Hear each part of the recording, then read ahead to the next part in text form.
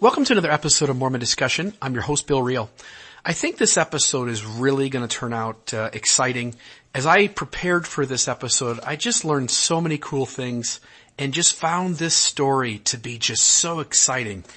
And so I hope that it comes across to you, the listener, that way. Also, I just want to say too, we're up to about 15,000 listeners a month. That's individual ISP addresses. Those are hopefully unique listeners, I think, in some way. And by unique, I mean each of those 15,000 is a different person.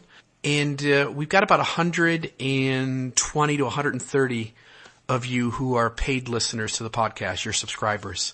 To the other 14,870 of you, would love to have more of you on board as premium subscribers. I'm working probably 55 hours a week, and this podcast takes time and energy, and I'd love to keep it going, but I'm really hoping that some of you, if I can just, plead this across, if some of you can step up and become premium subscribers and kick in $12 a year and help us to keep this podcast going and make it the success that it's been so far and to continue growing as it has. Again, I want to just say thank you to each of you for listening. I hope this podcast is a net positive for you. I know some episodes are more negative. I know some episodes are more positive. But I hope that you feel, as we tackle these issues here on this podcast, that while I'm leading with faith, I'm also not ducking or hiding behind issues or putting the best spin on them possible simply to be faithful. Rather, I want to try to be honest and sincere as I tackle these issues. Today is going to be just, again, a fun episode. Today I want to talk about the life, the trial, and the outcome of that trial with former apostle John Whitaker Taylor. So I'll start with some background. John Whitaker Taylor is the son of the third president of the church, John Taylor. And John Whitaker Taylor was born on May 15th, 1858 in Provo, Utah. He was raised in Salt Lake City for most of his youth. And at the age of 25, he marries and moves to, I believe it's pronounced Cassia County, Idaho. His wife is May Leona Rich. She is the daughter of John Taylor Rich and Agnes Young. Now, John Taylor Rich was the oldest son of John Taylor's sister, Agnes. John Taylor, the third president of the church. His sister, Agnes, and her husband, John Rich. So what we have here is John Whitaker Taylor, son of John Taylor, the president of the church, marrying essentially his cousin. And, early LDS history, polygamy, some of that's going on. And so we should probably expect to see some of these, close-knit relationships on the family tree. And I want to give a little background. As we go through this, again, try to keep this in mind. This is John Whitaker Taylor, the son of third president of the church, John Taylor. So John Whitaker, he displayed a mature understanding of gospel principles at a young age. There's lots of stories of him being very dedicated to the gospel. For instance, he memorized many scriptures. On his first LDS mission, he went to the southern states, and he carried in his mind, it's recorded that he carried in his mind 400 scriptures memorized in preparation to serve. There's a note that most of those came from the Old and New Testament. What is an interesting note about this mission, in the fall of 1880, Elder John Whitaker Taylor is called on a mission to the southern states with, as his companion, Elder Matthias F. Cowley. Now that name should ring a bell for those of you who are interested in LDS history.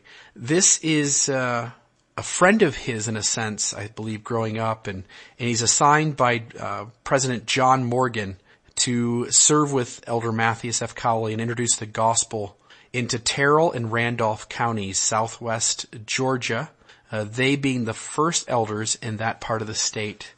And so John Whitaker Taylor and Matthias F. Cowley go to the southern states, and particularly in Georgia, and they begin serving their mission. And later on, the mission ends, and John Whitaker Taylor ends up serving another mission, and he serves in Butler County, Kentucky. And this incident happens on March 19th of 1882. He ends up writing a letter to Matthias F. Cowley, his friend, who at the time was also laboring as a missionary in St. Louis, Missouri. So both these men are serving multiple missions for the church. They're extremely dedicated. And in this letter, he makes this prediction. He tells his friend, Brother Cowley, he says, "I believe I speak by the spirit of prophecy when I say, if you are faithful, you will yet become one of the 12 apostles of the Church of Jesus Christ in all the world. And by the power of God and the eternal priesthood will become great in wisdom and in knowledge. Amen." Unquote. So John W. Taylor has this revelation that Matthias Cowley is to become an apostle. And this isn't the first time in John Taylor's life that this happens. If we read the history of John W. Taylor, his life is full of dreams and visions and prophecies where things happen and he takes some divine meaning out of it and it actually comes to pass and these things happen. And so, just maybe one example or a couple of examples of this, spiritually gifted, and talking about how Taylor receives many visions in his boyhood and young adulthood that turn out to be prophetic. And these things strengthened his faith. They build his testimony. He gains what we in the church would say is this knowledge that the gospel is true, that Jesus is the Christ, that Joseph Smith is his prophet. And so there were people who would listen to John W. Taylor preaching as a missionary, and they would say they could see something in his countenance, that it would shine brighter than those around him. And they talk about how the Holy Ghost inspired his speech so that all who listened were touched. In his boyhood days, while working at his father's sawmill, for instance, he received some remarkable dreams that were prophetic in their nature, which have since been verified. These manifestations were living testimonies to him that Jesus was the Christ, and again that Joseph Smith was his prophet. So vivid were these dreams that they are as clear on his memory much later in his life as the day that they happened. And we have other people within his life who are sharing thoughts on this. In 1876, for instance, he received a patriarchal blessing under the hands of Patriarch William McBride, in which his call to the public ministry was predicted, together with other most remarkable prophecies, several of which we have recorded instances of them being fulfilled.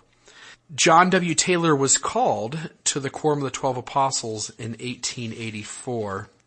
He was extended this call to be an apostle and a member of the Quorum of the 12 by his father. It's his father who receives inspiration or revelation that this call is supposed to take place. And so he's ordained on May 15th, 1884, and he is sustained on April 9th of that year. As a practitioner of plural marriage, John W. Taylor marries 5 additional women after his first wife. He marries a lady by the name of Nellie Todd, another by the name of Janet Marie Woolley, which that last name should also ring a bell. He married an Eliza Roxy Welling, a Rhoda Welling, and an Ellen Georgina Sandberg. I'm sure there's stories behind each of these sisters and their lives and their experiences, but for today's episode, I just want to focus on John W. Taylor. In 1890, we're all very well aware that Wilford Woodruff issues the manifesto, which becomes official declaration, I believe official declaration 1 in our Pearl of Great Price, where we are taught today that Wilford Woodruff receives a revelation and to essentially end polygamy. And now we're beginning to kind of grasp as a culture that didn't quite happen the way we were taught growing up. That in reality, Wilford Woodruff's manifesto is really only serves to calm the general public down. And meanwhile, polygamy and plural marriages continue on. We know that in 1904, the prophet Joseph F. Smith adds a punishment of excommunication for those who continue the practice. Again, this is a public statement. We do, as we go through this episode, I hope we'll kind of see that this is still messier yet than what we think. Polygamy was tough on the early Latter-day Saints. There are lots of experiences. We have some sisters who testify of how much a blessing plural marriage was, but while that is happening, we also have lots of sisters whose testimony bears witness of how difficult plural marriage was, and the sacrifice and the hardship that it was. John W. Taylor was a very staunch believer in the doctrine of plural marriage. He had a total of 6 wives and 36 children, and although the church officially forbade the practice with the 1890 manifesto and then the second 1904 manifesto, Taylor continues to privately both marry additional wives, some of these 6, and also he is authorizing in performing other plural marriages. So I want to essentially turn over now to an account. This is an interview between Brad Kramer and Damon M. Smith. Damon M. Smith wrote some articles on polygamy and the history of it, and sits down with Brad Kramer and is essentially just kind of having a Q&A with him. And so Damon Smith and Brad Kramer end up sharing some really neat commentary on what's going on at this time. And so Damon Smith says, the brethren, the quorum of the 12 in the first presidency, begin as they're getting more and more uncomfortable with polygamy, and as they pull further and further back the church's support for plural marriage. And again, there's no real easy way to say on this very day the church no longer supported plural marriage. It's just messier than that, and we'll see that as we go on. But as the Quorum of the 12 and the First Presidency begin to learn that John Taylor is really pushing ahead with plural marriage, and that the brethren outside of him and a few others are pulling back, they begin to issue a number of subpoenas to John W. Taylor for him to appear before the Quorum of the 12. And Damon Smith says this. He says, at first, he doesn't respond. Eventually, he shows up. And after cursing George Albert Smith with health problems, and Smith did have ensuing problems with physical and mental health, and after demanding that Joseph F. call up the Council of 50 in his defense, a request that Joseph F. basically scoffs at. After all this, Taylor is basically on his own. Damon continues. They actually didn't have a lot of evidence against Cowley. Now, I should back up here. Matthias Cowley is also doing the same thing. He is another one of the members of the 12 who is authorizing plural marriage while the brethren are pulling back. And while there's less evidence or no evidence of Matthias Cowley entering more plural marriages himself, he seems to have the most evidence against him for authorizing others to enter plural marriage.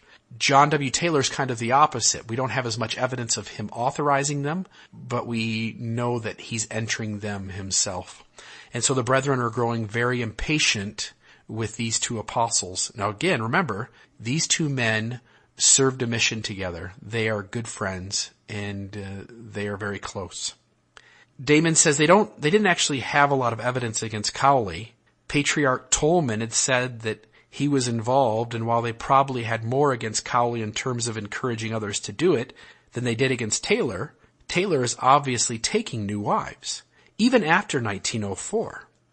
They had been slowly relocating the timeline for when new plural wives were and weren't acceptable.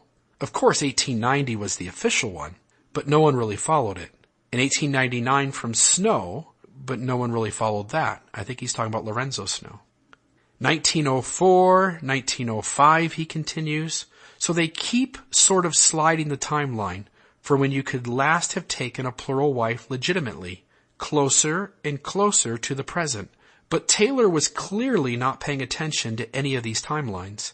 And throughout all these hearings with all these men of lower ranks, they had garnered a critical mass of suspicion and corroboration among the apostles that Taylor was really the guy behind all this. And it's important to keep in mind as well that Taylor had real enemies in the Quorum of the 12 for reasons that went well beyond polygamy. Finances were a big issue, says Damon. Taylor was convinced that the majority of the trouble that had come upon the church over polygamy was really because the church was involved in all these business ventures, and the judgment was taken as a direct condemnation of Heber J. Grant and Lyman, as well as Joseph F. Talking about Joseph F. Smith. Damon continues. He says, so Taylor is taking an increasingly hard line that polygamy cannot be renounced. And he's insisting that the only reason he's in trouble is that these other guys were making a bunch of money getting themselves entangled in finances, which, from his perspective, they never should have done. Damon continues. Even though later fundamentalists would try to assume the mantle of his legacy and come to him trying to get him to be the prophet of their movement, try to get him to start a schismatic group, Taylor refused it. He never, as far as I know, spoke out publicly against any of these guys. He certainly never took the stance that the gospel had been taken from the earth, or the priesthood was gone, or the church was in apostasy. Although privately, he certainly had reservations about the course that the Quorum of the 12 had taken in respect to polygamy, as well as business and politics. Now, it should be noted here, too, as we think about some of these fundamentalist groups that break off the church over polygamy, that if you were to go to the group at Centennial Park or talk to leaders in the FLDS group and ask them what they make in their history of these splits, I've learned an interesting fact since moving to St. George and having spoken to several prominent members of some of these break-off groups. And what I have learned is that these men would, in their rhetoric, in their way of describing the break-off, would very much separate the priesthood from the church. And what they would say is that when the church denounced polygamy, that it had essentially lost the priesthood. And these break-off groups said, hey, we took the priesthood with us. We kept doing what God asked us to do. And so we've got the priesthood. Meanwhile, the church is still legitimate. But they're two separate entities. Does that make sense, you guys? Hopefully you're following along here. That these break-off fundamentalist polygamist groups say, look, we've got the priesthood. Meanwhile, the LDS church has the church organization.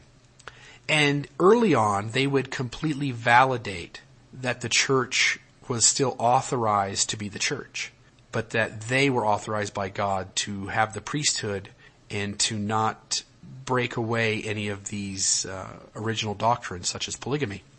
And they would tell you that in this early history, there's kind of this nod and wink between the two groups, that the LDS group is essentially saying, look, we can't do polygamy anymore. You guys go over there and you continue polygamy and keep that doctrine going. And we'll stay over here and just publicly talk about how we're not doing that and we're trying to, abide by the law and succumb to what the government is asking. But that there's this mutual understanding between the two groups that both of them are fulfilling a divine mission within the church. Now that's the take that some of these break-off groups would give you. So the pressure gets so big on John W. Taylor because he is just adamant that polygamy needs to continue, and that is something he is just absolutely sure of. And yet the 12 in the first presidency are coming to him and Matthias Cowley and essentially saying, guys, we're stopping this, and you have to stop it. And so John W. Taylor resigns from his position as one of the 12 apostles. This happens in the April 1906 General Conference, where the brethren announce that both John W. Taylor as well as Matthias Cowley have resigned from the Quorum of the 12 Apostles. These two men leave the highest quorum of the church together, and it's over this issue of polygamy. So with the leaving of Matthias Cowley, the resigning of Matthias Cowley and of John W. Taylor, and also the death of Mariner W. Merrill. So in the April General Conference of 1906, when these resignations are announced, and also that this death of this other apostle happens, 3 new apostles are called to replace them. George F. Richards, Orson F. Whitney, and David O. McKay. Now Taylor, after his resignation, continues to dispute with the Quorum of the 12, beyond his resignation. He just continues to kind of be a thorn in their side. He's just kind of itching against their skin. And so what happens next is the brethren decide to call John W. Taylor in for a disciplinary council. Now, the really interesting thing about this is that we have the minutes of this disciplinary council. And so I'd like to read that verbatim and interject some of my thoughts as I go through this, because I think they're really interesting, and I think they make a really good point about what's kind of going on as this is happening.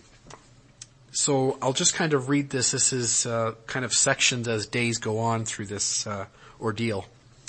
Minutes of a meeting of the 12 apostles held in Salt Lake Temple, February 22nd, 1911, at 10 a.m., at which were present President Francis M. Lyman, Heber J. Grant, Hiram M. Smith, Charles W. Penrose, George F. Richards, Orson F. Whitney, David O. McKay, Anthony W. Ivins, and Joseph F. Smith, Jr. Also by request, John W. Taylor, in answer to the following summons. Salt Lake City, Utah, February 15th, 1911, signed Elder John W. Taylor, Salt Lake City, Utah.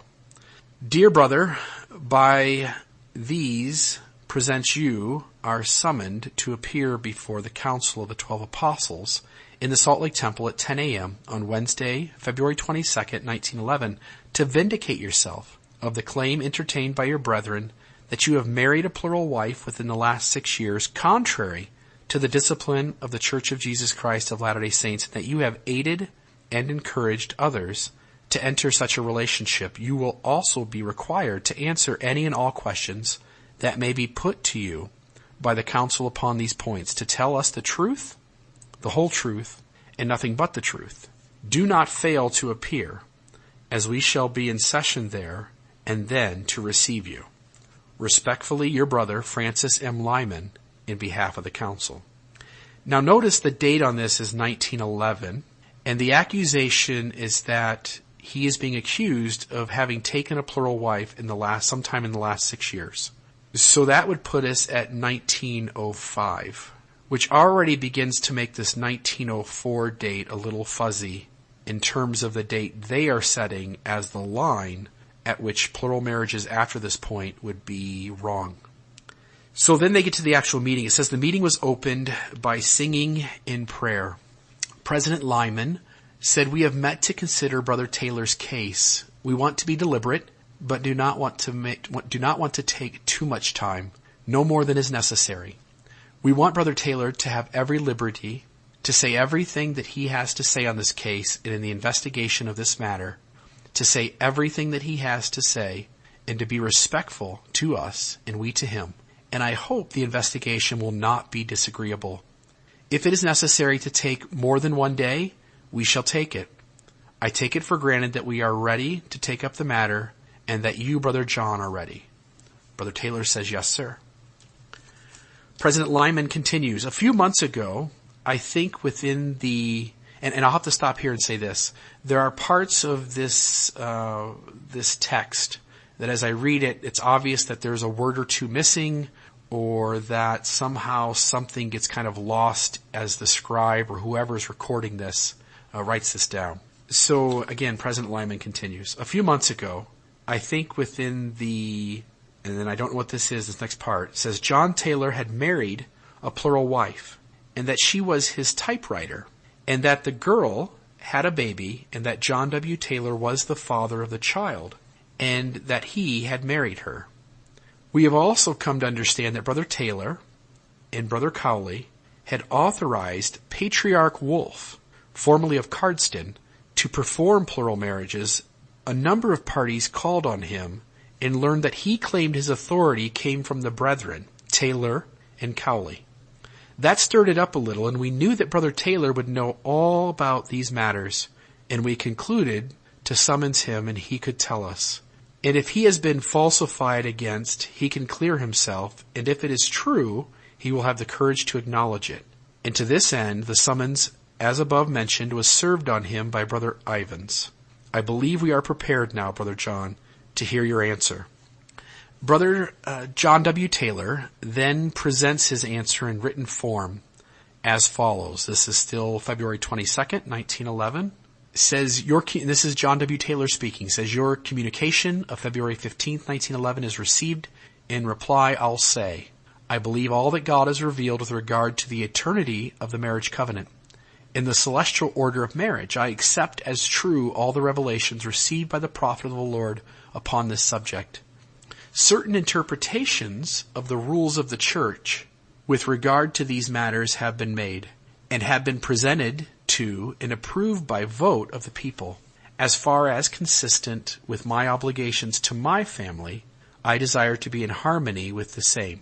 In other words, certain sections of revelation from the brethren have been accepted as canon and voted on.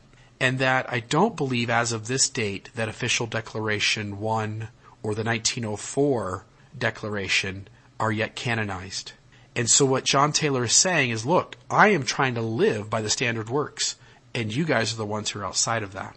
He then continues. He says, I deny having aided or encouraged others to enter into polygamous marriages since my resignation as a member of the Council of Apostles. I object to being compelled to give evidence personally at my own trial about my family affairs on the ground that it is contrary to the revelation of God and the Constitution of the United States, which myself of, and request that they be respected. And so what he's saying here is that there's a section of the D&C that talks about that the church will not operate under rules that are outside of the Constitution of the United States. And since the Constitution of the United States has the rule that one does not need to testify against themselves, to bear witness against themselves, that one can then plead the fifth and not speak up as a witness in charges that are against themselves. And so John W. Taylor here, knowing his scriptures, knowing the precedents that have been set, is essentially saying, look, I'm not going to say anything about my personal situation. So President Lyman continues. He says, the first complaint and most serious one is the plural marriage to your typewriter, a girl by the name of Sandberg. We would like to know regarding it. And so John W. Taylor answers. He says, I would like to say, brethren, that you have taken the initiative in this fight. I have not. And I have come as one of your brethren, but with no hope or desire of being connected with this council at any time in the future. And I wish to rest my case upon the statement in my letter. And in doing so, I wish to be respectful in all that I say in the matter. I have never spoken against my brethren. I would like to rest my case upon the statements in the above letter, unless you have some witnesses against me. I have denied encouraging other people to enter into this relationship.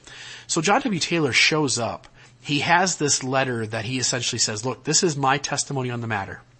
They read it. They're not satisfied. They keep asking more questions. And so now he's having to personally speak up and answer for himself.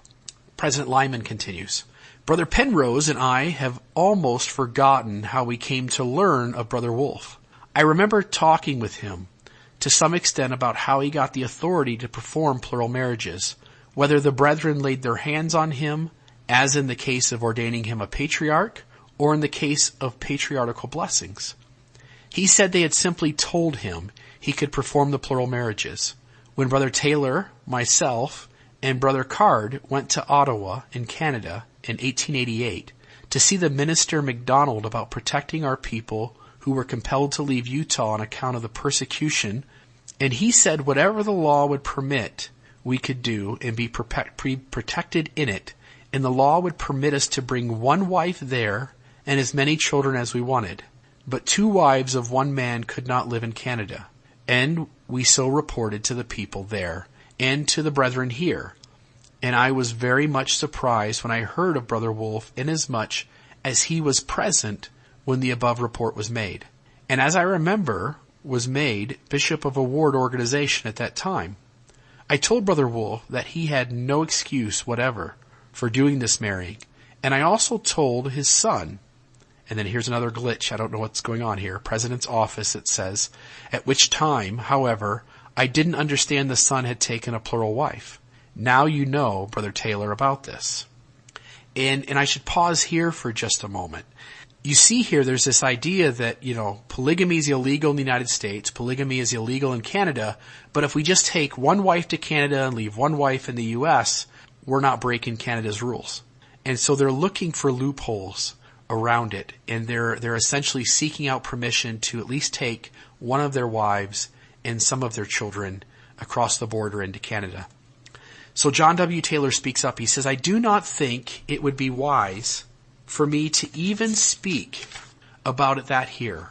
I would rather assume the responsibility than talk upon such a delicate point. I do not care what becomes of me. I haven't the least regard as far as I am individually concerned. You may not believe what I say when I state that I have always felt that there are duties which devolve upon one to keep still under some conditions which are more responsible than others. I don't think Brother Cowley had anything to do with it. I acknowledge that I had a conversation with Brother Wolf on this matter, and there were others of the brethren present, and I believe the conditions justified it. I don't believe that I could tell you the whole truth without implicating others, which I don't think it would be well to do. And I think it would be well to allow the things to set as at present. And I will assume the whole responsibility. I am not interested much in Canada now, but a law was passed there about 2 years ago which is very drastic against polygamy and those who have entered this relationship. It subjects the people to the confiscation of their property and banishment if proven guilty. So I would suggest that things not be stirred up too much in that direction. This I simply mention as a matter of information." So you see what's happening, right? John W. Taylor is willing to be the scapegoat. He's willing to take the fall because he realizes several things. One is that he doesn't want to get his own wives and children into trouble. So he's trying to say as little about his personal situation as he can. He also knows, and he's saying that, look, this would implicate others. There are other people still practicing polygamy that if we sit here and have this conversation, now we're putting something in the record that legal authorities can go after these people, break up these families, banish the fathers or the wives to go back across the border, and all of a sudden we will have families that are ripped apart. And John W. Taylor, I think, to his credit, is willing to take the fall to avoid any kind of harm on somebody else. At this point, A.W. Ivan speaks up. He says, "Do you think that is the reason why the thing should be dropped?" Brother Taylor says, yes, sir. President Lyman says, "Will you explain why you authorized Brother Wolf to perform plural marriages?"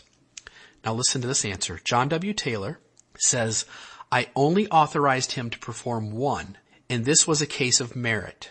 But I told him to investigate very thoroughly before performing the ceremony, to travel with the man, sleep with him, and talk with him for 3 months, and to investigate very thoroughly.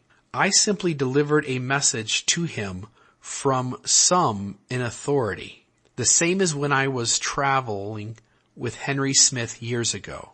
He performed certain ceremonies and rites, and I performed others for reasons which we understood at the time. I only authorized Brother Wolf to marry Brother Levitt."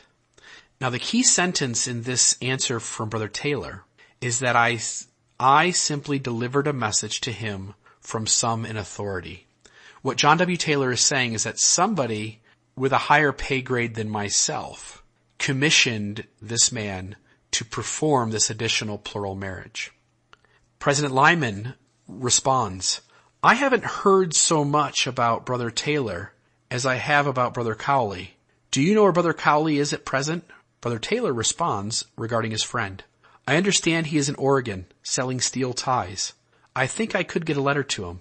Hiram M. Smith says, "I would be willing to allow Brother Taylor to assume the responsibility he speaks about if it would rest with him, but it would not.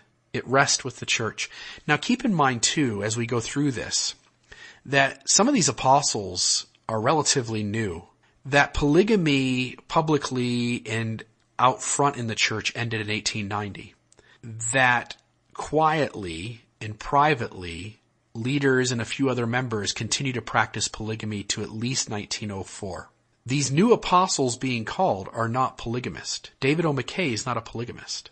These other two brethren who are called, Orson F. Whitney, I don't believe is a polygamist. And even if so, even if Orson F. Whitney or Richards are, they're not by this time. And as far as they understand when they enter the Quorum of the 12, polygamy ended in 1890. They haven't quite gotten the grasp, maybe, perhaps, that polygamy continues past 1890. And so you'll see as this continues, some of the brethren are much softer in their words and probably would much rather just sweep this under the rug and walk away from it. Other brethren are much more interested in kind of getting to the bottom of what's going on. Charles W. Penrose responds, do you remember the exact words you said to Brother Wolf? Did you not intimate that he would perform other marriages? Brother John Whitaker Taylor responds, I don't think I would. President Lyman asked, did you feel authorized yourself? John W. Taylor responds, no, I did not. See, there's a key too. He's saying, look, I wasn't under the authority of myself. I was going on behalf of someone else in authority to deliver this message to this Brother Wolf to perform these extra plural marriages, or at least this one extra plural marriage. President Lyman then says, I asked Brother Wolf if the people came to him with recommends, and he said no. They came to him with word from Brother Taylor and Brother Cowley. Brother John W. Taylor then responds, Brother Wolf is a faithful brother and has done a great deal of good for the church, and I think if their matters pertain to the marriages in Canada could be let go, it would be for the best. That I may not be misunderstood or accused of lying, I want to make a statement. I have performed 2 ceremonies, but they are old ones, and Brother Lyman and President Smith are acquainted with them. I assume the responsibility for it. I think they were before President Smith's administration, and they were very heartily approved of by the brethren when they were reported. I would like to inquire if any of the brethren you have had before you have said that I have done any marrying. So he's taking this kind of stance that, look, I've done it twice before. I had permission to do this. I had approval from the brethren when they all figured it out. And I'd like to ask if there's anybody coming forward that said I've done anything outside of this. President Lyman responds, no, not one of them. And I have always said that I did not think you had done much of it, only where you had taken a wife yourself. Charles W. Penrose says, what about those on the trip through Arizona and Mexico with Brother John Henry Smith? Brother Taylor responds, on that trip we married over 90 couples, and a good many of them were plural marriages. This was in 1897.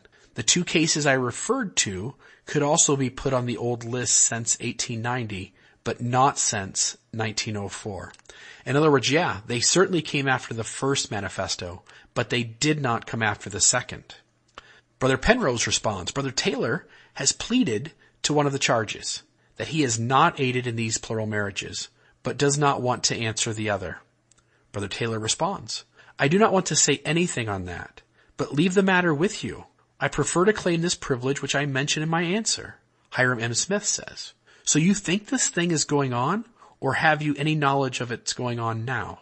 Brother Taylor responds, I think it has stopped, and it is not going on, and that it would be a dangerous thing to agitate the question at this time. I think the church is in an awkward position at this time. President Lyman says, do you think the church is to blame for this? Or are the ones who are encouraging it? Are there any conditions that would justify it? Do you feel it would be right for you to do it? John W. Taylor answers, I do not. And then somebody else asks him, and I don't have the name here, but they say, do you think it would be wrong for me to go and get another wife? And Brother Taylor responds, it would depend on the circumstances. Hiram M. Smith asks, in view of the fact that the church has taken a very emphatic stand against this thing and said that it cannot be done, and still some of the people have assumed to perform and encourage these marriages in the face of this position, do you think they are justified in this? And John W. Taylor answers them, I do not want to discuss my own case. It is up to you and the brethren to pass upon that. I am living among the Philistines, and you brethren are among the Mormons. There is one thing that is much more serious in my mind than polygamy, and I am not mentioning it to aid me in my case at all. When the enabling act was passed, there were 2 things that were promised. One thing was that polygamy would be stopped, and the other that church influence would not be used in politics. My father received a revelation, which, however, was never presented to the church. And I refer to this not because it is a revelation to my father. I don't think a revelation because it came through him was any greater than one received through any other president of the church, but because it seems to pertain to this question. Now, let me stop here for a moment. John W. Taylor is about to pull a revelation out, and this revelation is unknown to at least some of the apostles in that room. So he pulls this revelation out and he begins to read it. And here it goes. September 27th, 1886. You have asked me concerning the new and everlasting covenant, and how far it is binding upon my people. Thus saith the Lord, all commandments that I have given must be obeyed by those calling themselves by my name, unless they are revoked by me or by my authority, and how can I revoke an everlasting covenant? For I, the Lord, am everlasting, and my everlasting covenant cannot be abrogated nor done away, but they stand forever. Have I not given my word in great plainness upon this subject, yet have not great numbers of my people been negligent in the observance of my law and the keeping of my commandments? Yet I have borne with them these many years, and this because of their weakness, because of the perilous times. And furthermore, it is now pleasing to me that men should use their free agency in regard to these matters. Nevertheless, I, the Lord, do not change, and my word and my law and my covenants do not. And as I have heretofore said by my servant Joseph, all those who would enter into my glory must and shall obey my law. And have I not commanded men that if they were Abraham's seed and would enter into my glory, they must do the works of Abraham? I have not revoked this law, nor will I, for it is everlasting, and those who will enter into my glory must obey the conditions thereof. Even so, amen. So John Taylor presents this revelation, and Brother Charles W. Penrose reads it. And the key phrase here, there's a couple of them. One is that plural marriage is being compared to the everlasting covenant. That we now in present day have separated these two terms and have tried to impose the idea that the everlasting covenant is just eternal marriage, not necessarily plural marriage. But this proposed revelation that John W. Taylor provides is making them one and the same. The other thing it does is say that this everlasting covenant or plural marriage will never be revoked. It will never end. It will never be taken away. Again, at least most, if not all the other brethren in this room are completely unaware of this revelation and its existence. John W. Taylor says this. He says, there are two things I am drawing your attention to. I am not in politics and very little in the church, but I do this as a matter of privilege. This revelation is either true or it is false. Assuming that it is true, it seems to me that it would be better to offer leniency on the side of the Lord, if you are going to offer any leniency, than on the side of politics. There is a very large number of people who feel outraged at the way they have been treated with politics in this state. There are men who have reached the point at this time with the least little agitation would do something rash.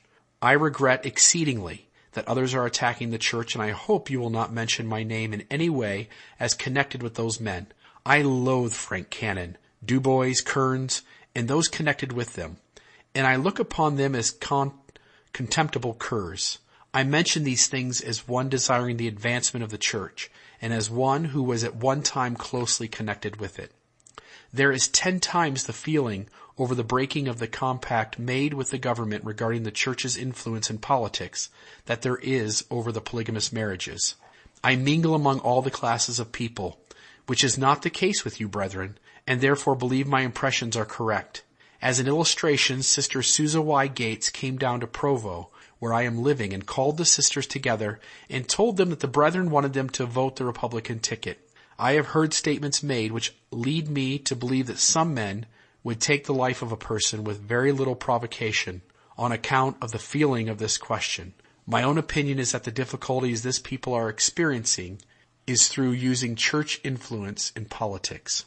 So John W. Taylor here is venting a little bit and saying, look, man, you guys are, some of you are going out there and telling bishops and stake presidents to tell members to vote the Republican ticket. You're having influence in the political realm, and there was an obligation early on to never do that, and yet you're doing it. And as he's also doing, he's also saying, hey, there's others outside the church who are fighting against you guys, who could cause some trouble if you guys keep pushing buttons. Charles W. Penrose responds, I suggest that we leave politics alone. And I assume here he's not talking about the brethren leaving politics alone, but rather John W. Taylor leaving the conversation about it alone. Brother Taylor responds, I would like to ask if you think a man who has been married since 1890 is living in adultery. President Lyman says, I don't think that matter has been passed upon, but the church does not recognize marriages since 1890, or does not shoulder any responsibility for unlawful cohabitation. So what President Lyman's essentially saying is that any marriages that were already in effect, we're not going to say anything on that. But any marriages that are performed since 1890, the church doesn't recognize them. And it shouldn't shoulder any responsibility if anybody gets in trouble with the law over them. He's kind of hedging a little bit. John W. Taylor responds, Brother Lyman, what do you think of the revelation to my father? President Lyman asked, if you ask me if I believe in the plurality of wives, I would say that I believe it is true and will always be so. But the Lord may suspend the practice of it, and how much of the responsibility remains with the people and with the government. I don't know. I am living with my wives now all the time, but I don't hold the church responsible for it, but shoulder the responsibility myself. In 1900, President Snow said there were no marriages. And there's a mix-up here. I can't quite make out what's being said. And so I'll continue. President Lyman continued. He said, you were present when President Snow was sustained as president of the church. And he made the statement that there should be no more plural marriages performed with the permission of the president of the church. In a short time later, published to the world through the Deseret News, this statement.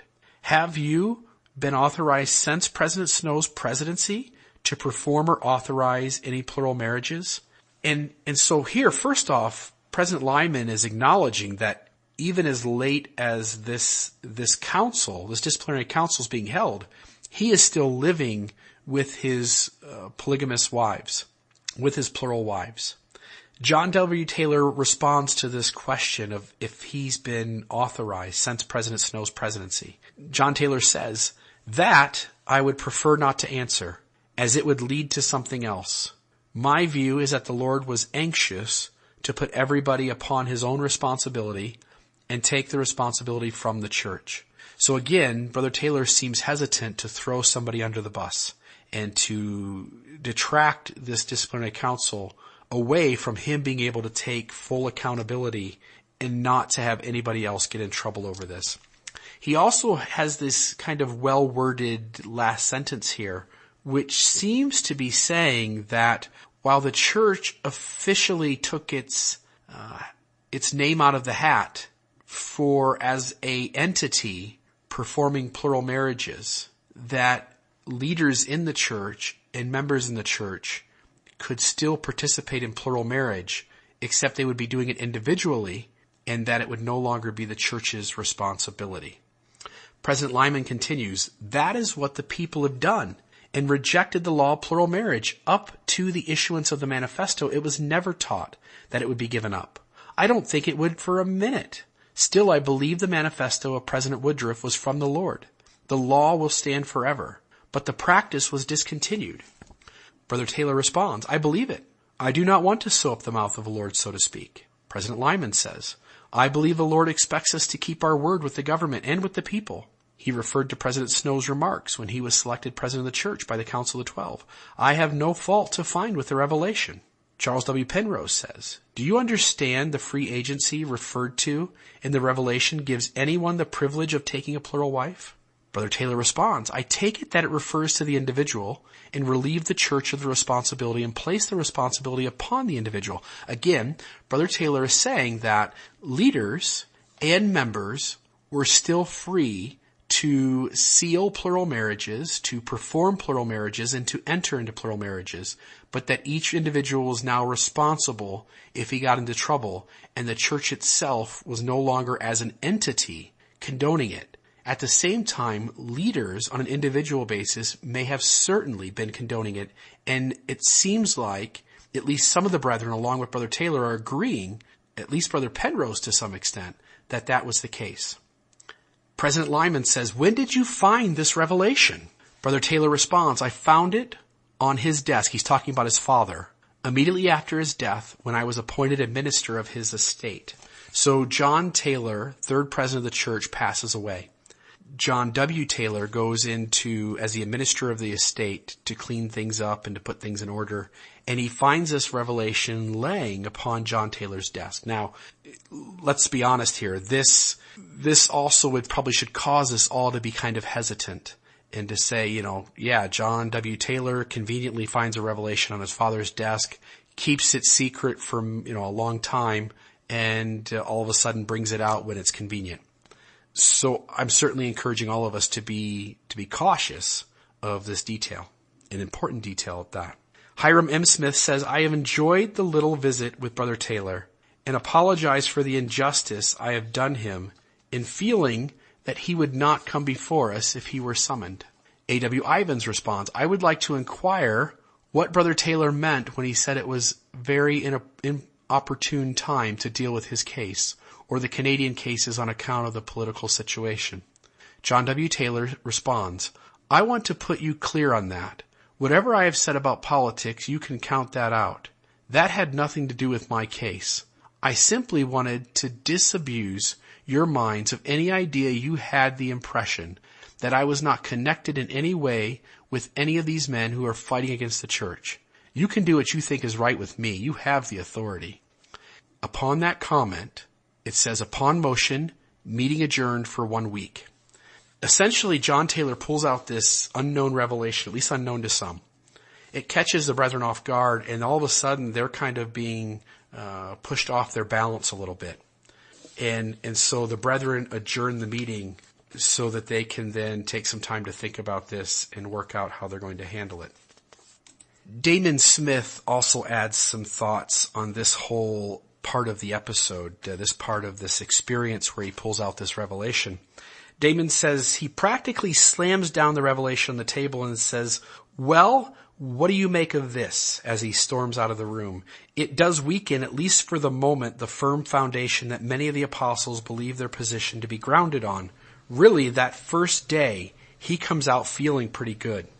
He feels victorious, like he's laid down a trump card and that they simply cannot counter. Of course, there are quorum members who knew that the 1890 manifesto was not, at that time, regarded as a revelation. Joseph F. Smith has said as much.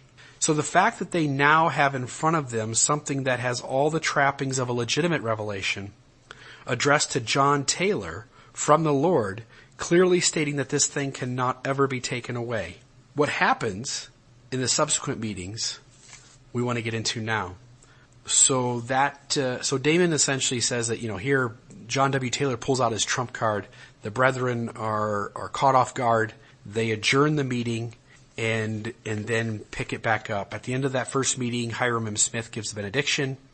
And then we get to this. It says, minutes of a meeting of the Council of the 12 held March 1st, 1911 at 10 a.m., at which were President Francis M. Lyman, Elders Heber J. Grant, Hiram M. Smith, Charles W. Penrose, George F. Richards, Orson F. Whitney, David O. McKay, Anthony W. Ivins, and Joseph F. Smith, Jr. of the Council, also John W. Taylor. They sing the hymn, Truth Reflects Upon Our Senses, and then Charles W. Penrose offers the opening prayer. Then they sing again, page 224 of the hymn book. Doesn't say what hymn that was, but page 224 of whatever hymn book they were using. President Lyman then opens up. He says, in your answer here, Brother Taylor, in the last few lines, you object to giving testimony personally at your own trial contrary to the revelations of God in the Constitution of the United States. I was wondering what revelation you referred to. John W. Taylor responds, there is a revelation in the Doctrine and Covenants which says there shall be nothing required of the saints, which is contrary to the Constitution of the United States. Brother Penrose read Article 5 of the amendments to the Constitution of the United States, which provides that a citizen shall not be required to testify against himself. John W. Taylor then responds, I am not pressing this point only to this extent that it is up to you to deal with me as you see fit. I object to discussing my case in any phase and admit that I am becoming a little careless as to the outcome. I do not want to disturb your feelings at all in this matter. I do not want to stay in the church. If my case disqualifies me in any way, I am willing to be relieved of my church membership. I do not want to say any more regarding my family affairs than I have already said, and I don't know what more I could say. President Lyman says, who has advised you in this matter? John W. Taylor responds, my attorney, John M. Cannon, asked if I wanted to take advantage of this clause in the Constitution. President Lyman responds, do you think anyone can solemnize plural marriages with authority now? John W. Taylor says, I feel under certain circumstances they could, but it would depend upon the circumstances. President Lyman, what conditions? President Taylor, or Brother John W. Taylor says, I fully explained this last time. And what he's saying again is if I have given direction to others to perform plural marriages or to enter into plural marriages because someone in authority told me, then what he's answering here in this session is essentially that if someone in authority, president of the church, told me to go perform another plural marriage, then I certainly could do it again. Brother Penrose responds, what are your views with regard to that revelation? Brother Taylor responds, I am not the one to pass upon that revelation. I think you are the ones to do that. Brother Penrose responds, what I desire to get at is how you view the matter, whether you have been guided by that in your case. You brought the revelation to us, and it has never been accepted by the church or presented to it. So they're trying to sidestep it. They're not trying to deal with whether this is a real revelation or not. What they are doing is essentially saying, look, it's never been presented to the church. It's never been sustained or canonized by common consent. And therefore, we're simply going to disregard it. Brother Taylor responds, I think the only thing to do is to go to the presiding priesthood of the Lord and get his idea on it and get him to inquire of the Lord what his mind is regarding it. Of course, the president of the church is not in any of these meetings. Brother Penrose responds, I don't think Brother Taylor should come here and tell us what we need to do. But what I wanted to know is what he thought the president meant by that revelation, whether the man was placed upon his own responsibility by that revelation and the president and the church relieved of all responsibility or not. Brother Ivans intervenes here and jumps in and says, do you know how extensively this revelation has been circulated in times past and has guided people in their actions in this regard? You see, Brother Ivans here is being caught off guard and he's saying, look, I'm not even aware of this revelation. Do we know, by the way, guys, do we know if this revelation's been spread around? Do we know if other people have referred to this revelation and leaned on it for how they've interacted with this principle of plural marriage? Brother Taylor responds, Brother Joseph Robinson came to me and asked for a copy of it upon the suggestion of Brother Cowley, and he got it from Brother Badger. Brother Joseph F. Smith Jr. also got a copy. Now, when we say Joseph F. Smith Jr., I assume we're talking Joseph Fielding Smith. Also got a copy. But I don't know how many have got copies from these. A.W. Ivans then says, you don't know what inference was placed upon it in early times? Brother Taylor responds, no, I don't know. Brother Ivans says, I ask this question because I have heard some of the brethren interpreted this revelation in this way, and I would like to find out to what extent they had the endorsement of the church in view of this revelation, and what was the reason those brethren went to Canada and Mexico. Do you know what they based their belief upon, as they seemed to be sincere, whether it was from this revelation or from the president of the church or from what the ground was taken, that they would come in contact with the law of the land and still win out? I would like to know from Brother Taylor what he knows about this and if they were justified in it. Brother Taylor responds, President Smith has come out on numerous occasions with the statement that there have been no marriages of polygamous nature solemnized with the approval of the church since 1890. He stands at the head of this dispensation at this moment and has adopted that policy, and as far as I am concerned, I don't want to come in conflict with President Smith on the proposition. I don't know what others have taken from this revelation. If the revelation is true, it would certainly impress me that the church was relieved of responsibility in this matter and the responsibility placed upon the individual. In other words, Joseph F. Smith, sixth president of the church, is publicly telling everyone that polygamy ended in 1890. It no longer had the approval of the church in 1890. For years and years and years, we as members have taken that to mean that the president of the church in 1890 said that was the end of polygamy. Polygamous marriages can no longer continue. But what they're discussing here is that there's an alternate way to interpret this, and this alternate way was the understood way that was utilized by many within leadership and directed to members, general members, and local leaders of the church, which was that the church had absolved itself of responsibility, but then placed the responsibility upon the individual. Joseph F. Smith Jr. now pipes in. He says, "It's true. I obtained a copy of this revelation from Brother Rodney Badger. He let me take the original, and I made a copy and filed it in the historian's office. This was but a short time ago." So Joseph F. Smith acknowledges that he had the revelation, a copy of it. It was put into the church archives, and it didn't happen long before. Orson F. Whitney, again, one of the newer apostles, pipes in. "Was it not the policy during your father's administration to leave everything to the mind of the individual? I know this was the case with me when I went to inquire if I should take the test oath. I was told to exercise my own judgment. Also, there is no authority as far as I can see in that revelation, no authority given to man to exercise such authority in marrying anyone. But the question of whether they should go into the relationship was left," and then there's a mistake here, I don't know what was said, left with, and we don't know, and then it says commanded to go into it. But we have Orson F. Whitney on record here saying, yeah, that's the way I understood it.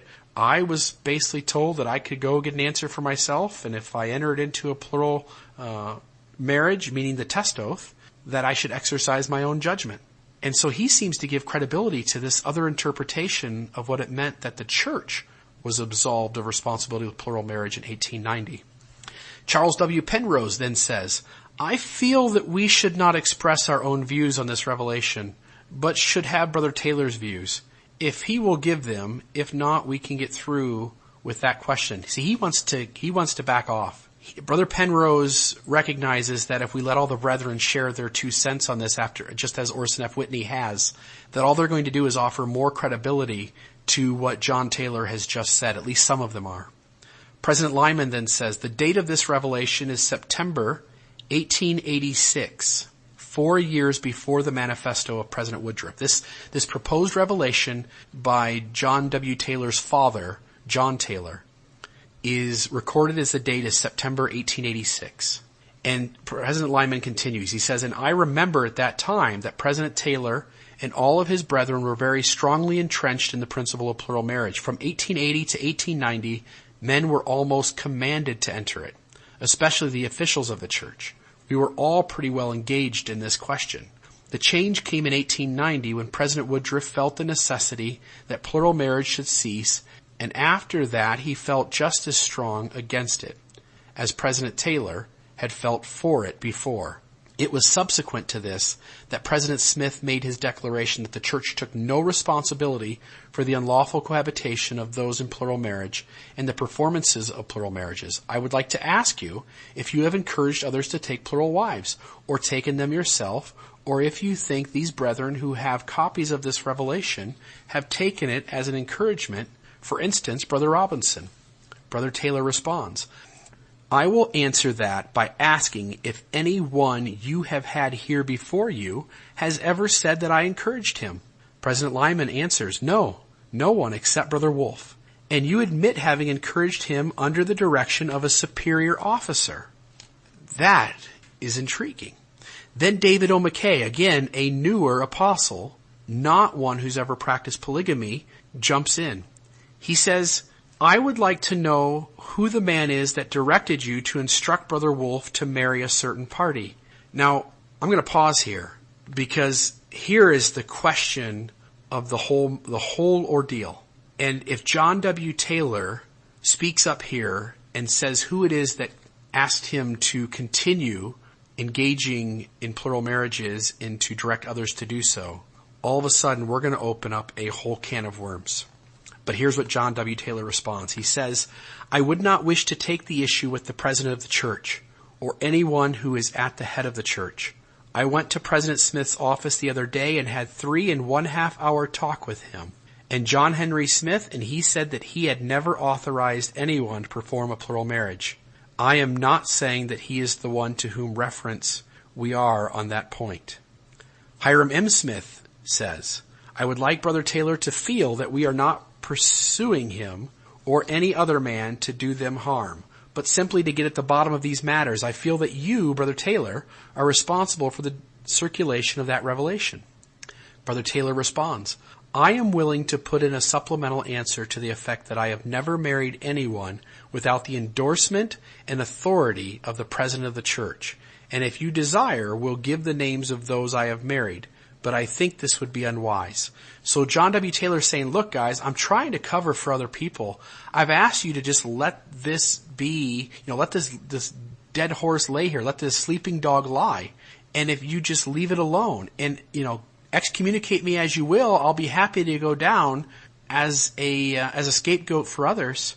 But you keep asking and you keep asking. So listen, I have not performed any marriages without permission from the President of the Church. And if you desire me to give you the names of the people I married, we can do that, but this would be really unwise on your end. And I think this is just such a huge statement from Brother Taylor. Hiram M. Smith then responds, I think you have implied in your attitude that President Smith has not told the truth. I feel that Brother Taylor desires to imply that President Joseph F. Smith gave him the authority, but will not deny or affirm it. John W. Taylor then answers, Brother Hiram, if I should turn my tongue loose, there would be the damnedest time in this state you have ever had. Hiram M. Smith then responds, I think you are creating the damnedest time by keeping still. John W. Taylor then answers, I have had a long talk with your father, and will be pleased to go to him again if desired. But I think the less I say, the better it will be for the cause. I believe the church will go on and progress, although I might be dropped and fall by the wayside. Charles W. Penrose then responds, Brother Taylor is willing to assume all the responsibility if the council will permit him to withdraw his answer. Brother Taylor then says, I am willing to assume all the responsibility. Then Brother Richards pipes in, again, new apostle, hasn't been part of this, hasn't witnessed all that's gone on before having come into the quorum when Brother Taylor resigns. He says, I don't think we should allow Brother Taylor to assume the responsibility, but should give us the full details and let us judge in regard to the matter. It has also been reported to us that a Miss Taylor in Mexico stated you tried to influence her to enter into a marriage relation with Brother Cowley. Brother Taylor responds, that is not true. I have never done that. Then a question comes in. I don't know who asked it, but a question comes in. Can you give us the details of that Canada case? John W. Taylor responds, I think the best thing to do is let the matter rest as it is, unless you brethren wish me to insert something else. Heber J. Grant then chimes in and says, I think the answer should be made by Brother Taylor himself and not upon the suggestion from us. His testimony has been in conflict with his answer, and he should reconcile them to his own credit. Brother Taylor responds, as far as I am concerned, I think it is better for me to insist that I say nothing more on this point. What he's basically saying, guys, is that, hey, I've contradicted myself, but it's because I'm trying to take the fall for others. And you guys keep pressing me to give you people's names and the information of what happened. And if I say those things, then I am going to put at risk others, including those in authority. Brother Ivans then responds, says, as I understand this Wolf matter was prior to 1904. John W. Taylor says, I do not remember. Brother Ivanson says, in April 1904, Brother Taylor was in Mexico, and myself and wife, Owen Woodruff and his wife, Brother Taylor and his wife were together at Brother Woodruff's, and I delivered a message to Brother Woodruff and Taylor that plural marriages should stop. This message was from the president, and Brother Taylor seemed to endorse it and mentioned it in our meetings. When we cut Brother Robinson, Bishop of Dublin, off the church, he seemed to imply that Brother Taylor had given him the right, and I have always felt that Brother Taylor was responsible for that marriage of Brother Robinson's, it having occurred after 1904. Brother Taylor then says, I dislike very much to discuss these things as I talk the matter over with President Smith, and I am willing to take what President Lyman says on the point as he knows what was said. Hiram M. Smith then says that he objected to Brother Taylor's fortifying himself behind that 3.5 hours conversation with President Smith. Taylor then says, I think the disfellowshipping of Brother Robinson was one of the greatest outrages perpetuated on the church. Brother Ivans then jumps in and says, I was instructed by President Smith to depose his bishopric. And I would like to know where this outrage exists. So Brother Taylor is sticking up for this other member of the church who got in trouble. And Brother Ivans, having been the one sent to dispose of him from his calling, is wondering, hey, what the heck's going on here? I want to know why I was in the wrong for doing that. So Brother Taylor then responds, I remember consulting with Brother Ivans about Robinson's case, he having been promised long before President Smith's declaration that he should have another wife, and I referred him to President Smith, and he came to Salt Lake and saw the President, and I returned to my home in Provo, where he called upon me one day in my field, and again, I don't know this word, this phrase here is something missing. He said he was crying for joy. He said that President Smith told him to hunt out the way, and if he could find the way, the President said, God bless you. He said he had found the way and asked if he could send his wife to me, and I told him yes, and I would care for her as long as I could. Brother Ivans then responded, relating the circumstances of the selecting of Brother Robinson as bishop of the stake presidency, as bishop by the stake presidency, but he was opposed by the High Council of the War as stake on account of his dishonesty. But he was later chosen in the absence of Brother Ivans by Elder Abraham O. Woodruff. His reputation in Dublin today is that he is a dishonest man, and Brother Pratt said before he died that Bishop Robinson was dishonest, and he is also a defaulter of the tithing funds. Brother Taylor then here kind of backs off a little bit. He says, I believed it was an outrage for Brother Robinson to be relieved of his bishopric. If what he said was true, but in view of President Smith's statement and the remarks of Brother Ivans, my views will have to be modified. I feel that I was mistaken. I have no idea who married Brother Robinson to the girl. In other words, look, I was sticking up for the guy's character, but I wasn't involved anyway, so this has nothing to do with this matter here. Brother Ivans then continues, you knew that Brother E.L. Taylor had been excommunicated from the church and that his daughter married Brother Cowley. All of the statements which we have regarding this matter come from Nora Cowley in her letters to the brethren in her request for a divorce from Cowley. She says she was married in Canada to Brother Cowley against her will. She wanted to marry J.M. Tanner, who was courting her. She thought for himself, but Brother Cowley came up and Brother Tanner dropped out. Her bishop encouraged her to marry him, and her brother did the same. J.M. Tanner encouraged her, and she said you encouraged her, and that you related a dream about a large field of grain belonging to Brother Cowley, and he was about to lose it, but she could save it, and that they went to an old patriarch, and he mumbled something that she could not hear, which action made her feel that it was wrong. Brother Taylor responds, I never dreamed barley. I never talked with her about this matter at all. I don't know anything about it. Brother Ivans then says, have you ever heard this saying? If you can get a wife by hook or crook, get one and God bless you. Brother Taylor responds, yes. Nathan Clark wanted to keep company with my daughter, Alta, and marry her. And I told him, go and get President Smith's consent and you can have mine. That was about 3 years ago. Upon motion, recess was taken until 2:30 p.m. At that point, this matter continues. President Lyman says, have you advised with Brother Tanner on your case? Brother Taylor says, no, sir. I've met him once or twice, but never talked with him on my case. Charles W. Penrose says, why should you be willing to deny the charge in regard to aiding others and fail to deny the implication in the other part of the complaint? Brother Taylor responds, I said just what I wanted to. I could have denied the other part if I wanted to, but I did not want to. President Lyman says, do you know whether the girl in your office has a baby? Brother Taylor chimes in, I do not want to be chastised on this matter or discuss it at all.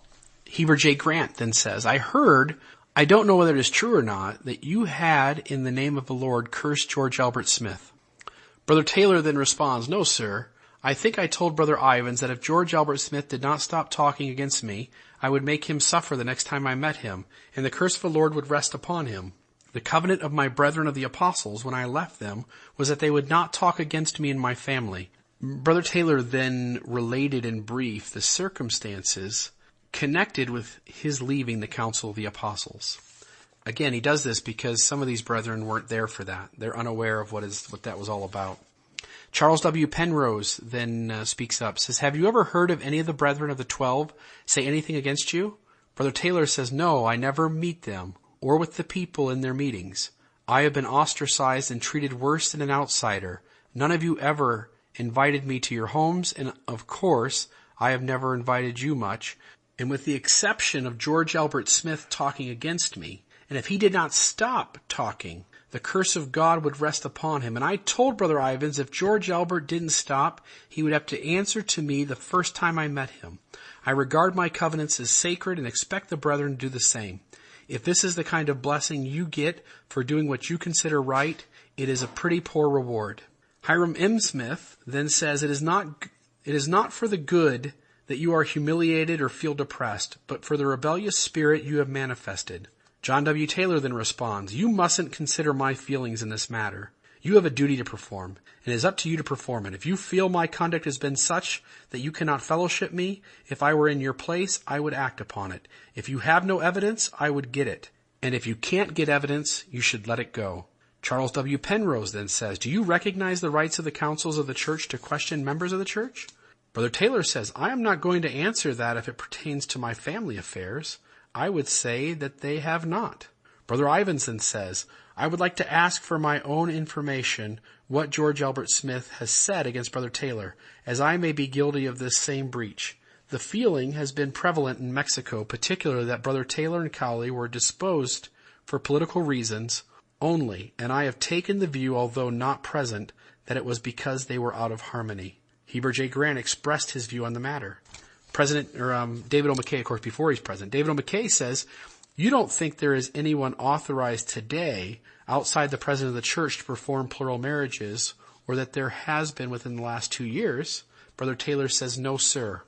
Hiram M. Smith then says, Brothers Taylor and Cowley have freely acknowledged that they were not in harmony with the apostles and presidency in declaring that plural marriage should discontinue, and related some facts connected with the fight made on the church by the ministerial association, the fight being made on the church through Reed Smoot. Brother Taylor responds, we were not out of harmony with the policies of the church as outlined by the president of the church. The question was asked, what do you think about the idea of your resigning, as to the effect it would have upon the people?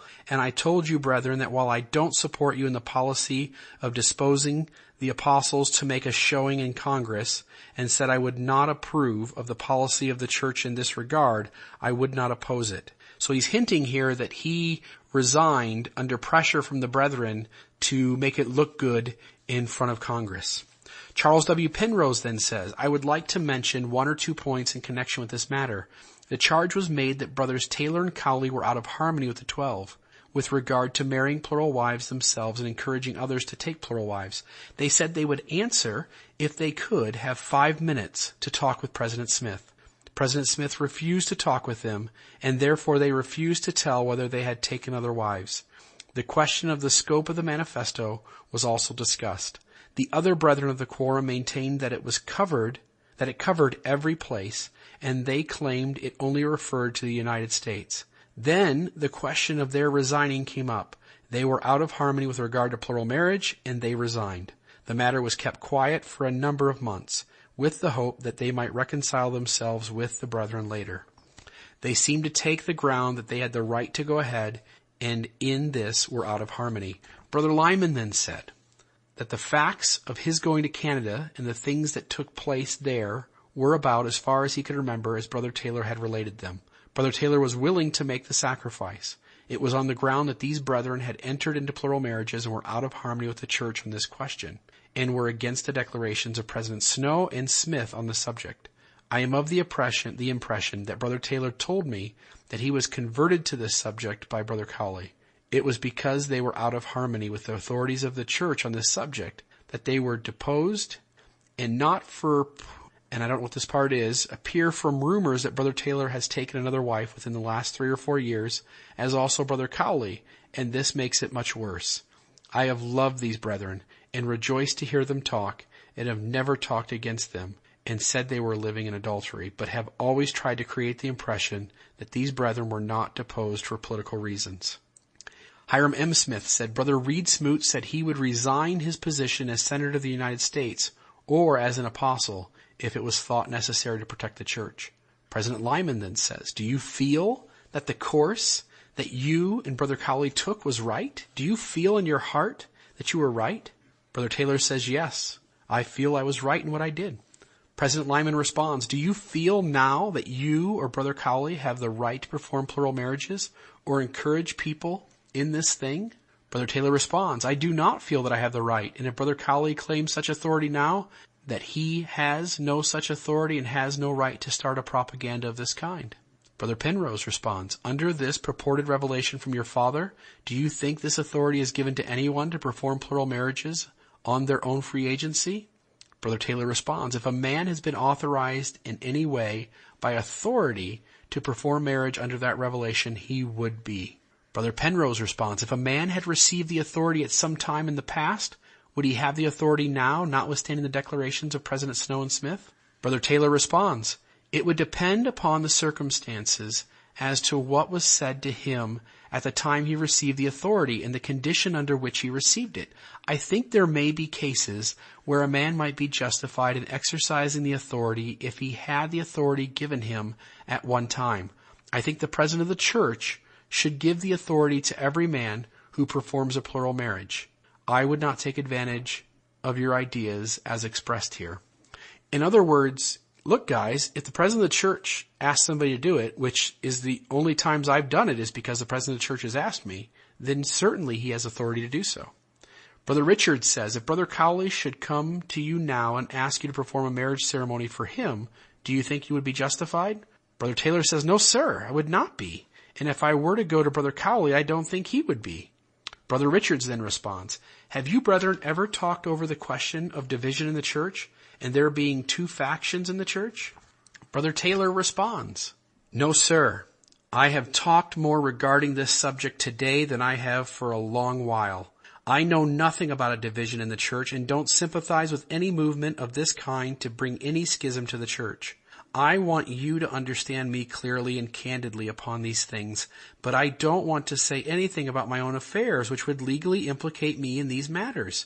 You can assume these things if you want to deal with me accordingly if you wish.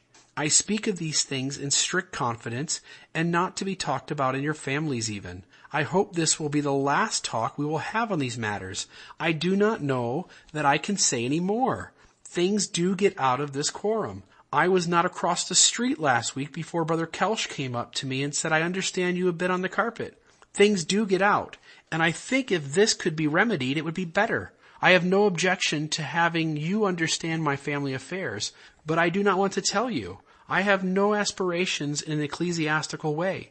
I have a large family of children, my wives to take care of, and my business needs my attention. I don't say these things out of disrespect, but I would like you to do as you think best, not because of lack of testimony, but feel free in regard to my case. Everything has gone that was sacred to me, excepting my testimony. I still have that. There is nothing I am afraid to face in this world or in the next. I have nothing in the nature of fear. It doesn't exist. I have none. You are guiding the church, and I am a different man to what I have been. I am not a man of spiritual temperament as I was at one time. I don't go to meetings because I would be asked to talk, and I would refuse, and it would be embarrassing to those presiding as well as to myself, and bring up discussions which I do not like to provoke. In my parting with you, I desire to go with a spirit of kindness and with the best feelings, but I don't want my affairs to be used for political purposes. I feel freer today than I have felt for the past 4 or 5 weeks. I have over 30 children, and I have always endeavored to impress upon them the testimony of the gospel and keep them in the right way. I have paid my tithing in the past by giving the church an interest in a company in Canada, in which I had placed nearly all my money. I want you to understand everything regarding my family, but I want to keep myself straight legally. I feel that you have treated me very respectfully, and I thank you all for that, and I will never run away from my brethren. I may have to hedge a little with the enemies, but I will never run away from my brethren. Brother Taylor was excused. The brethren spent some time considering the case of Brother Taylor, his attitude and expressions both before this council and to others and to members of the council individually, and President Lyman presented the following. Brother Taylor admitted of wrongs in Canada and Davis County. He tactfully admits his late marriage to his typewriter. He has cursed and threatened his brethren. He has put out a purported revelation of his father's, which his father never presented to the church nor his brethren. His construction upon it is very mischievous and against the position and discipline of the church by the living oracles. It was in his power to have restrained brothers Cowley and Woodruff, but instead his course lent encouragement to them. He has had no change of heart since he resigned his position in the council. He has not met us in a friendly and penitent spirit himself for his troubles. He said he never wants to be associated with the 12 in time or eternity. When his brethren reported his cursing of George Albert Smith, he said they were liars. The action of the stake presidency and high council in the case of Bishop Robinson, he denounced as the damnedest outrage ever perpetuated. In a threatening manner, he tells us of the awful things that would happen to the church if he should open his mouth and tell what he knows.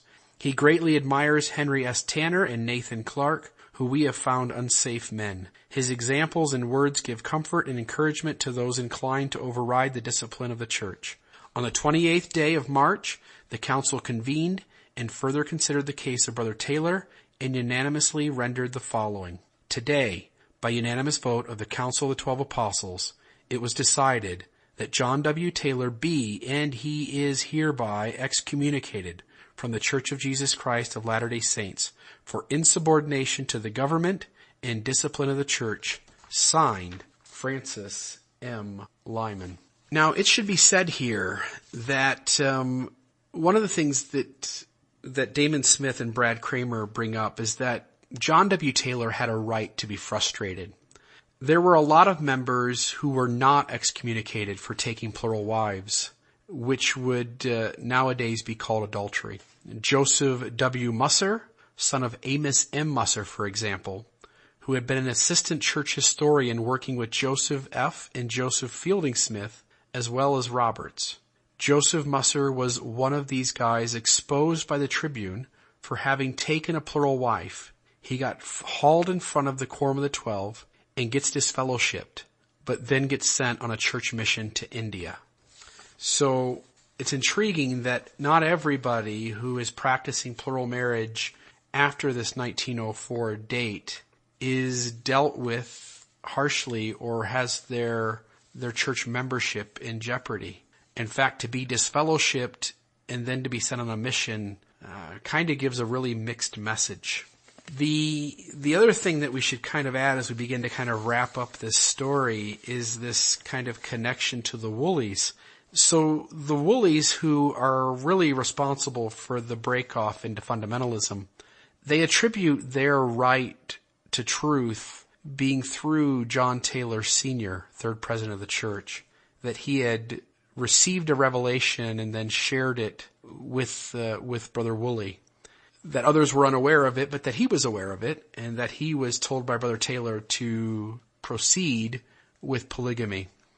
I don't know if this has any connection to the revelation that John W. Taylor presents from his father, but it is intriguing as we look into fundamentalist groups and the Church of Jesus Christ of Latter-day Saints and realize that this break-off from the LDS Church is a lot messier and contains a lot more history and information than I think the average member is aware of, and it's just not as cut and dry as most members would make out. That said, I'm certainly not a fan of fundamentalism and certainly don't take a side on that direction. I don't want to be misunderstood here. I'm simply presenting the story and wanted people to be more informed of what all took place with the life in this trial of John Whitaker Taylor. Wrapping up, we should at least acknowledge that Brother Taylor remained a believer in Mormonism up to his death. He died of stomach cancer at his home in Forestdale, Salt Lake County, Utah, at the age of only 58. This was only a few years after his being excommunicated from the church. He died in his home October 10th, 1916, so 4 years after this trial. In August of 1916, Taylor was posthumously baptized by proxy and reinstated into the church by 2 stake presidents.